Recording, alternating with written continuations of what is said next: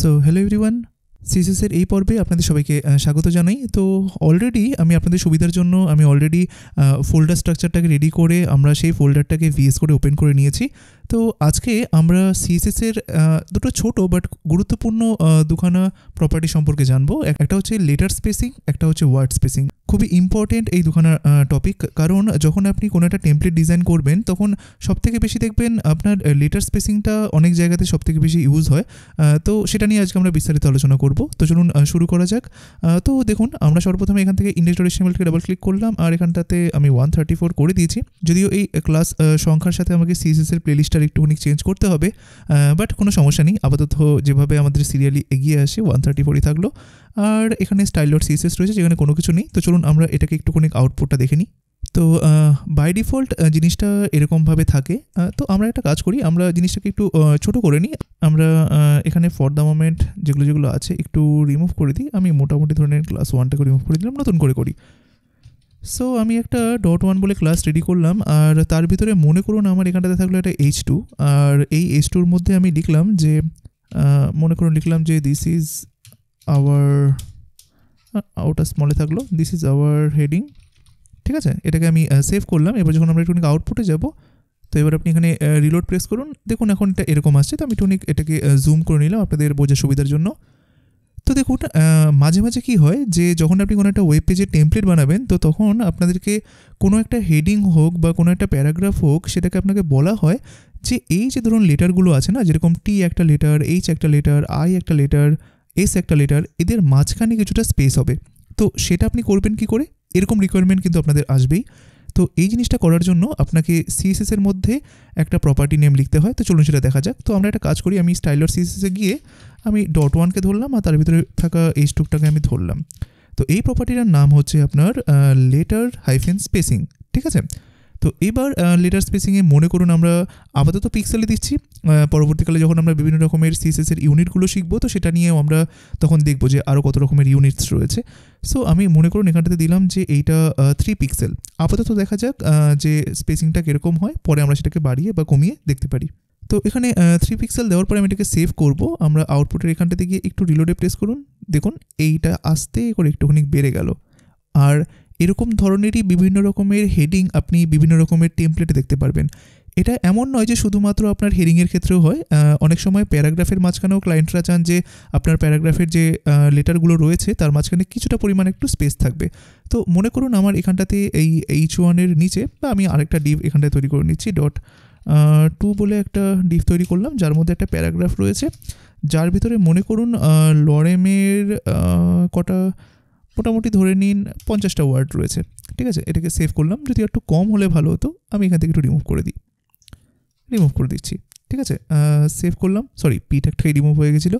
তো এটাকে আমি সেভ করলাম। আমরা যদি একটু আউটপুটে যাই, এবার যদি রিলোডে প্রেস করি, দেখুন এরকম একটা প্যারাগ্রাফ এসেছে।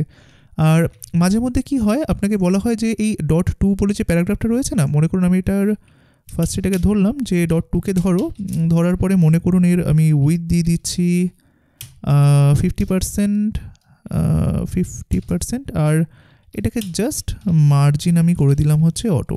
মনে করুন মার্জিন আমি করে দিচ্ছি যে এটা হবে অটো। সেভ করলাম। এখানে গিয়ে একবার রিলোডে প্রেস করি, দেখুন এটা এরকম হয়ে গেছে। আর এটার কী হয় বলুন তো, চারপাশে একটা বর্ডার থাকে। তো মনে করুন এখানটাতে আপনি দিয়ে দিলেন যে বর্ডার 1 পিক্সেল সলিড হ্যাশ ই এরকম করে দিলাম। বা আমি একটা কাজ করি, একটু গ্রেইশ বর্ডার একটুখানি দিয়ে দিই, এইরকম টাইপের একটা বর্ডার দিয়ে দিলাম মনে করুন। ঠিক আছে, সো আমি যদি একটু এখানে যাই, রিলোডে প্রেস করি, দেখুন এরকম একটা বর্ডার চলে আসলো।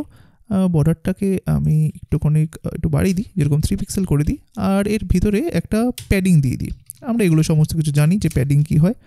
প্যাডিং মোটামুটি ধরে নিন 10 পিক্সেলের একটা প্যাডিং থাকলো। ঠিক আছে, আমি যদি এখন এখানে যাই, রিলোডে প্রেস করি, দেখুন এরকম একটা সেকশন তৈরি হয়েছে। ঠিক আছে, আর একটা কাজ করি, এই h1-টাকেই মনে করুন আমি একবারে সেন্টার নিতে চাইছি, তাই টেক্সট অ্যালাইন সেন্টার করে দিলাম। ঠিক আছে, এইটা মনে করুন সেন্টারে চলে যাবে এরকম করে। এইবার রিকোয়ারমেন্ট কী থাকে যে এই যে ধরুন লেখাটা রয়েছে না, মানে যখন আপনি টেমপ্লেট ডিজাইন করবেন তো তখন দেখবেন যে হেডিং বলুন, প্যারাগ্রাফ বলুন, সবগুলোর মাঝখানেই কিছুটা কিছুটা করে গ্যাপ ক্লায়েন্ট পছন্দ করছেন। তো সেই জিনিসটা করার জন্যই আপনার এই প্রপার্টিটা খুব ইউজফুল হবে। তো যেরকম মনে করুন আমি এখন .2 এর ভেতরে থাকা, আমি যদি এখন প্যারাগ্রাফটাকে ধরি, যে .2 এর ভেতরে যে পিটা রয়েছে তাকে ধরলাম, আর এখানে বলে দিলাম যে এটার লেটার স্পেসিং হবে মনে করুন 2 পিক্সেল দিয়ে দিচ্ছি। আপাতত দেখা যাক কতটুকু হয়। সেভ করলাম, একটু রিলোডে প্রেস করলাম, দেখুন জিনিসটা এখন এরকম হয়ে গেল। বা এটা একটু কমও হতে পারে, মনে করুন 1.5 পিক্সেল হলো বা কিছু এরকম টাইপেরও হতে পারে।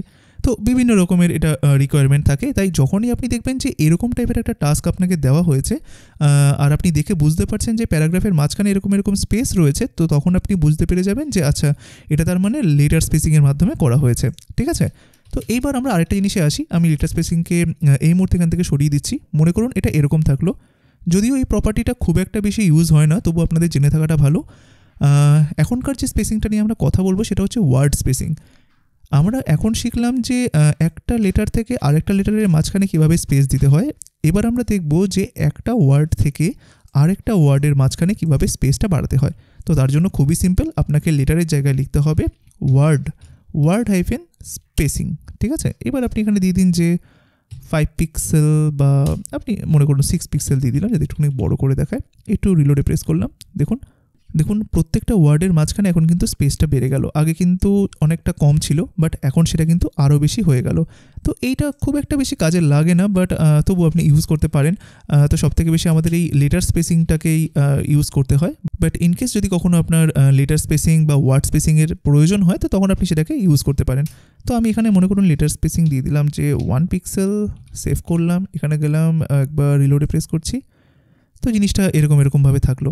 ঠিক আছে, মানে আমরা এই পি ট্যাগটার মধ্যে আমি letter spacing plus word spacing দুটো ইউজ করেছি। যদিও একটা ইউজ করলেই হতো, শুধুমাত্র লেটার স্পেসিং ইউজ করলেই হতো।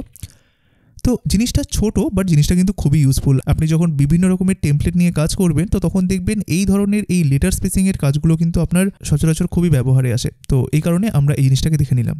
তো আজকের এই ক্লাসটি আপনাদের কেমন লাগলো অবশ্যই এই ভিডিওর নিচে যে কমেন্ট বক্স আছে সেখানে কমেন্ট করে আপনারা জানাবেন, কারণ আমি প্রত্যেকটা কমেন্ট দেখি এবং তাদের রিপ্লাই করি।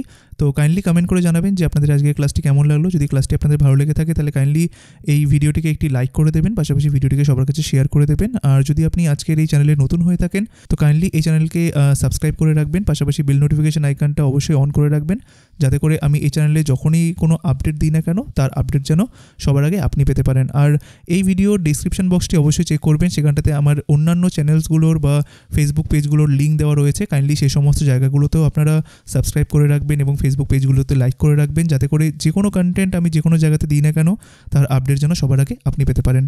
তো আজকের ক্লাসটি এ পর্যন্তই থাকলো, দেখা হচ্ছে পরবর্তী পর্বে। সবাই ভালো থাকবেন, ধন্যবাদ।